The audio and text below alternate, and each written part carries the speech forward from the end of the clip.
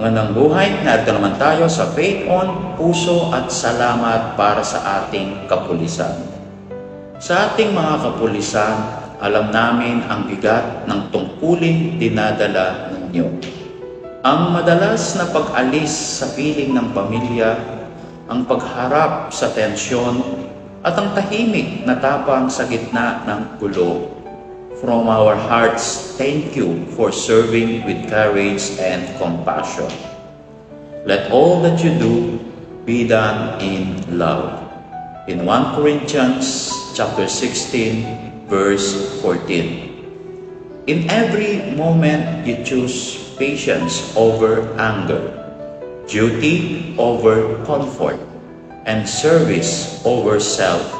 Naroon ang tunay na diwa ng pagmamahal sa bayan.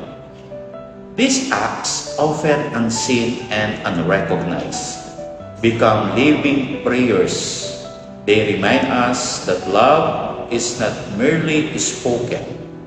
It is embodied through sacrifices, discipline, and quiet strength. Sabi nga po ni Saint Ignatius of Loyola, and I quote, "Where love is lived in action, God is present. At sa bawat takbang ninyo may malasakit, God indeed walks with you." Sa panghuli, sama-sama tayo sa isang maikling panalangin. Sa ngalan ng Ama at ng Anak at ng Espiritu Santo. Amen. Panginoon, patatagin mo ang aming kapulisan.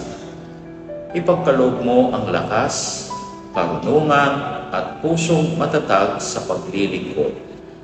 Naway manatili silang ilaw ng kapayapaan saan man sila ipadala. Amen.